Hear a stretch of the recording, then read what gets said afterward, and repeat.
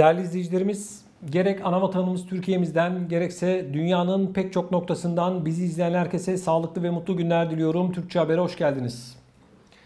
Kıymetli izleyicilerimiz, Avrupa başta olmak üzere gelişmiş ülkelerin artık göçmen istemediğini maalesef üzülerek takip ediyoruz. Avrupa'nın göçmen konusundaki en sert politikasını yürüten ülkelerin başında Danimarka geliyor. Danimarka bugüne kadar özellikle Suriyelilerle ilgili yürütmüş olduğu siyasetinde bir kez daha sınıfta kalmıştı. Suriye'de artık sorunun çözüldüğünü, hiçbir can güvenliği sorununun olmadığını gerekçe göstererek insanların Danimarka'da yaşama haklarını iptal etmeye başlamıştı ve insanlar hakkında sınır dışı kararları almıştı. Şimdi Danimarka'da yeni bir insanlık onurunu incitecek olan karar var. Danimarka başka ülkenin mahkumlarını Kosova'da hücre kiralayarak orada tutacak. Yani Danimarka topraklarından çıkarmaya karar verdi. Biliyorsunuz yine Danimarka geçtiğimiz aylarda Danimarka'ya mülteci sıfatıyla başvuran insanları üçüncü bir ülkede tutmak için Afrika ülkeleriyle görüşmelere başlamıştı. Yani eğer kişi Danimarka'ya iltica etmek istiyorsa onun Afrika'daki bir ülkeye gitmesi gerekiyor ve orada kalması, neticeyi beklemesi gerekiyor, başvurusunun neticesini. Yani kısacası Danimarka şunu söylüyor. Diyor ki benim kapıma gelme, ben seni almam, seni insan yerine koymuyorum ve hiçbir şekilde bundan sonra da göçmen görmek istemiyorum diyor. Biliyorsunuz Danimarka'nın eski Adalet Bakanı evli olan insanları bile ayırarak büyük bir insanlık suçu işlemişti. Bununla ilgili ceza aldı. Ama ona rağmen Danimarka'nın uygulamalarını anlamak mümkün değil. Yani bu yabancı düşmanlığının altında acaba ne yatıyor?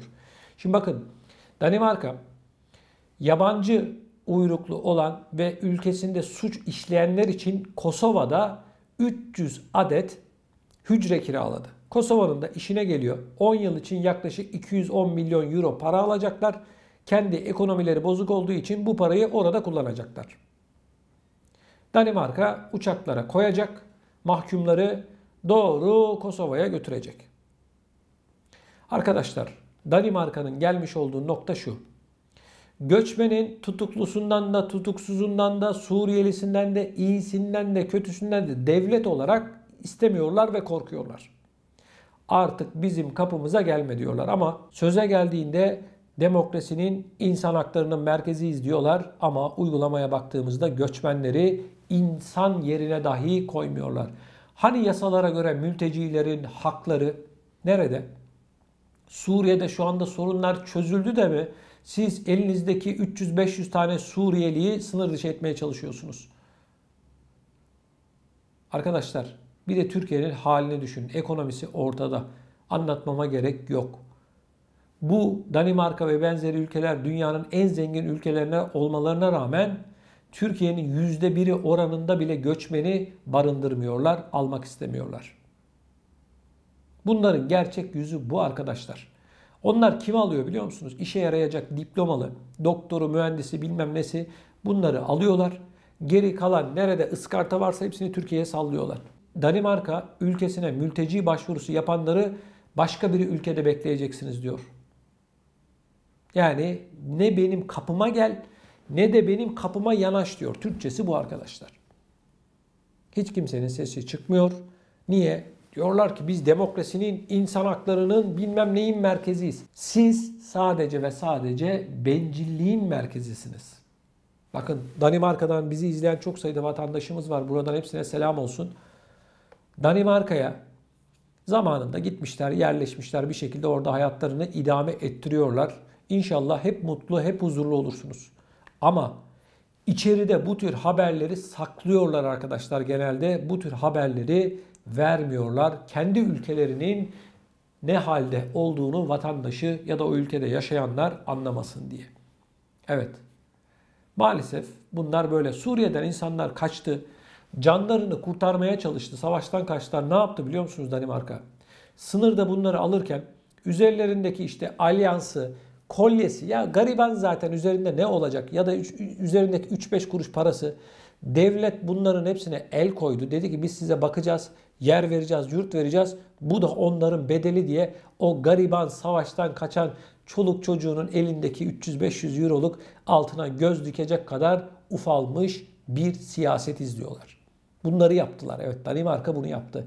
İnsanlara bunları reva görecek kadar insanlıklarını yitirmiş, insan haklarından vesaireden hiçbirinden haberi olmayan bir ülke. Üzülerek anlatıyorum bunu. Çok sayıda vatandaşımız Danimarka'da yaşıyor. Belki bana kızıyorlar ama bu gerçekleri de anlatmamız lazım. Yazık, günah. Bu kadar insan, bakın, bir şekilde ekmek derdinde. Bizim vatandaşlarımız da zamanında ekmek parası için arkadaşlar Avrupa'ya gittiler. Her yerdeyiz şu anda. Bütün vatandaşlarımız dünyanın her ülkesindeyiz. Tek derdimiz ekmek davası. Başka bir davamız yok. Düşünün, Suriye'den, savaştan kaçmış o insanların parmağındaki alyansı alacak kadar kendilerini küçültmüş devletler bunlar.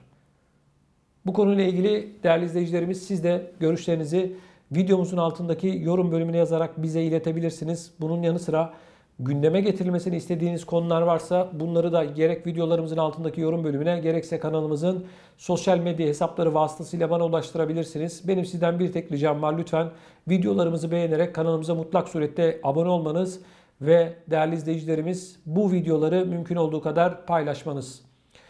Gerek ana vatanımız Türkiye'mizden gerekse dünyanın pek çok noktasından bizi izleyen herkese sağlıklı ve mutlu günler diliyorum. Hoşça kalın. Kıymetli izleyicilerimiz, Avrupa'nın pek çok noktasında koronavirüsle ilgili olarak maalesef hiç de iç açıcı bir durum yok. Pek çok ülke kısıtlamalara gidiyor. Hollanda bildiğiniz üzere 4 haftalığına kapandı. İsviçre'de seyahat yasakları getirildi. Pek çok yerde maalesef artık İş çığırından çıkmış vaziyette, yasak üstüne yasak geliyor. Koronavirüs nedeniyle yasak getiren ülkelerden bir tanesi de İsveç oldu. İsveç'te değerli izleyicilerimiz özellikle restoranlarla ilgili olarak yeni kısıtlamalar söz konusu. Müşterilerin ayakta durması yasaklandı. Barlarda ayakta durmaları yasak. Restoran çalışanları müşterilerinin masada oturmasını isteyecek. Servis masaları yapılırken masalar arası 1 metre mesafe olacak. Özel toplantılar için en fazla 50 kişinin yan yana gelmesine izin verilecek. 100 kişiyi aşan etkinlik, düğün ve konserlerde aşı sertifikası istenecek. Değerli izleyicilerimiz, yurt dışından İsveç'e gelecek olan İsveç vatandaşı ve oturumu olmayanlardan aşı sertifikası yoksa PCR negatif testi istenecek. Şimdi bakın değerli izleyicilerimiz, gerek İsveç gerekse diğer ülkelerde, Avrupa'nın diğer ülkelerinde şöyle bir tablo var. Kapanma modası başladı. Aç kapa, aç kapa modası başladı. Hazır yeni yılda geliyor. Yeni yıl nedeniyle tatili vesaireyi biz bunları hazır yakalamışız. Bir eve tıkalım bunları. Bu insanlar gitmesinler, gelmesinler, görüşmesinler. Kararları alınmış durumda. Ben buna ne diyorum? Beni takip edenler bilir. Aç kapa oyunu. Aç kapa, aç kapa, aç kapa. Geçen yıl bu dönemde yine aynı yasaklar vardı arkadaşlar. Vaka sayılarına bakıyorum Avrupa genelinde. Geçen yılla şu anki vaka sayıları neredeyse birbirine çok yakın. Hayatını kaybeden insanların sayısına bakıyoruz, birbirine yakın. Yoğun bakımda yatan insanların sayısına bakıyoruz, birbirine yakın. O zaman şu soruyu soruyoruz. Diyoruz ki, alınan bu tedbirler, bugüne kadar almış olduğunuz bu tedbirlerin başarılı olduğunu söyleyebilir miyiz? Madem arkadaşlar başarılı olacağını, geçmişte de aynı şeyi söylediniz, bu hastanelerde, yoğun bakımlarda ya da evlerinde bu koronayı bir şekilde atlatmaya çalışan insanlar nereden geldi? Profesör Doktor Uğur Şahin'in açıklamalarını ben size aktarmıştım, biliyorsunuz. Ne demişti o Sayın Uğur Şahin ve Özlem Türeci eşi? Demişlerdi ki bu sıvılar sayesinde insanlar daha hafif atlatacak, insanlar hastanelere daha az gidecek, yoğun bakımlar dolmayacak gibi bir ifade kullanmıştı. Şimdi o zaman ben de şu soruyu soruyorum. Bu yoğun bakımlarda yatanlar uzaylı mı?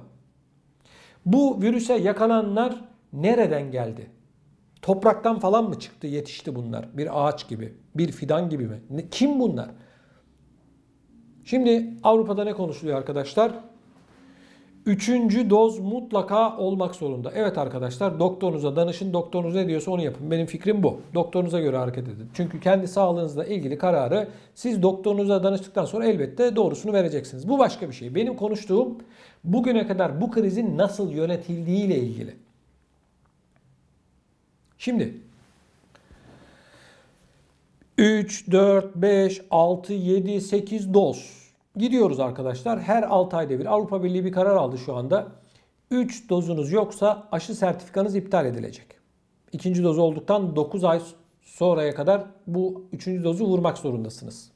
1 Şubat itibariyle Avrupa'nın tamamında geçerli. Tamam, güzel. Şimdi Profesör Doktor Uğur Şahin de şunu söylüyor. Yeni bir sıvı üzerinde çalışıyoruz. Omikron mutandıyla ilgili olarak yeni bir sıvı gerekiyor dedi. Tamam, o da güzel. Peki, güzel güzel çalışıyorlar. Bak, bilim adamlarımız çalışıyor. Siyasetçilerimiz aç kapa oyunu oynuyor. Sorun yok, herkes eğleniyor. Takılıyor herkes kafasına göre. Birileri parasını kazanıyor. Birileri test satıyor. Birileri sıvı satıyor. Herkes yolunda. Güzel. Peki ben de sıradan bir vatandaş olarak soruyorum. Diyorum ki nereye kadar, ne zamana kadar? Bu işin bir son durağı var mı? Şimdi bir otobüse binmişiz arkadaşlar. Otobüsü Uğur Şahin kullanıyor. Gidiyoruz. Muavin Özlem Türeci, arkada siyasetçiler var. En arkada da biz motorun üstünde gariban halk oturuyoruz. Motor sesi falan. Gidiyoruz öyle işte. Tamam da mübarek, nereye kadar gidiyoruz? Bu yolculuk ne zamana kadar sürecek? Hani bir laf var ya kardeşim, hadi yani işimiz var, gücümüz var yani. Hayatımızdan ne zaman çıkacak ve bizim hayatımız ne zaman normale dönecek diye soruyorum. Sıvıları bulduk, bu işten kurtuluyoruz dediniz. Testleri bulduk, bilmem ne oluyor dediniz. Bilim insanları çıktı, yenilerini bulduk dediler. Onlara da tamam, onlara da tamam, tamam. Tamam da nereye kadar, ne zamana kadar? Yani birinin çıkıp vatandaşa, evet biz bu işle ilgili bitiş noktasını şurası görüyoruz. Kardeşim, sabah uyanıyoruz, yeni bir sıvıdan bahsediyorsunuz. Akşam yatıyoruz, başka bir haptan bahsediyorsun. Ne yapacağımızı şaşırdık. Şimdi bakın, ne aç kapa, restoranı kapattım. Bilmem neye şunlar girer, bunlar giremez. Buna korona yardımı var, buna korona yardımı yok. Nereye kadar kardeşim? Nereye kadar? Gülünecek bir halimiz var ya. Vallahi insanların böyle bir hali var arkadaşlar. Ya soruyoruz, diyoruz ki kardeşim bir şey söyleyin bu insanlara ya.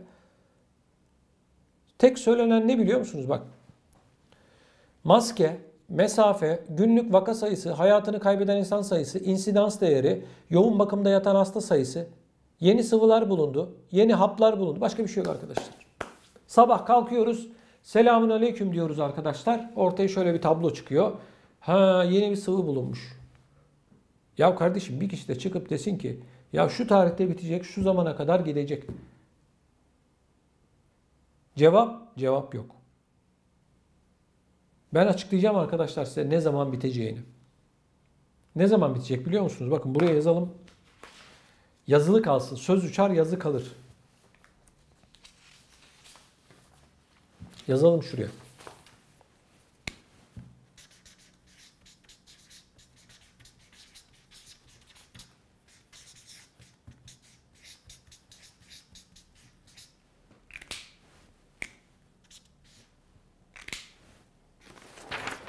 Buyurun arkadaşlar.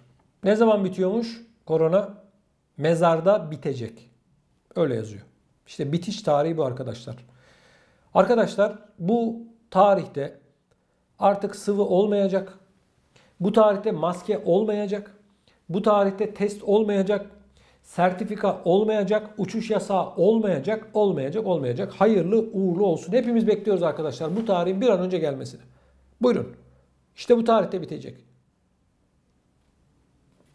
Bu nedir arkadaş ya? Kaç doz daha yaptıracağız anlamadım ki. 10, 15, 20 bir şey söyleyin ya. Her sabah uyandığımızda basalım bu dozları, rahatlayın. Siz de rahatlayın. Sıvıları satın, parayı da kazanın. Herkes rahatlasın kardeşim ya. Böyle bir şey olabilir mi arkadaşlar ya? Dalga geçiyorlar. Özellikle bu siyasetçilerin yaptıkları tamamen dalga. Sizden rica ediyorum değerli izleyicilerimiz, bu konuyla ilgili görüşlerinizi siz de videomuzun altındaki yorum bölümüne yazarak bizlere iletin. Bunun yanı sıra gündeme getirilmesini istediğiniz konular varsa lütfen yine bunları videomuzun altındaki yorum bölümüne yazın. Değerli izleyicilerimiz, sizden tek bir ricam var. Lütfen videolarımızı beğenerek kanalımıza mutlak surette abone olmanız. Bunun yanı sıra gerek ana vatanımız Türkiye'mizden gerekse dünyanın pek çok noktasından bizi izleyen herkese sağlıklı ve mutlu günler diliyorum. Hoşça kalın.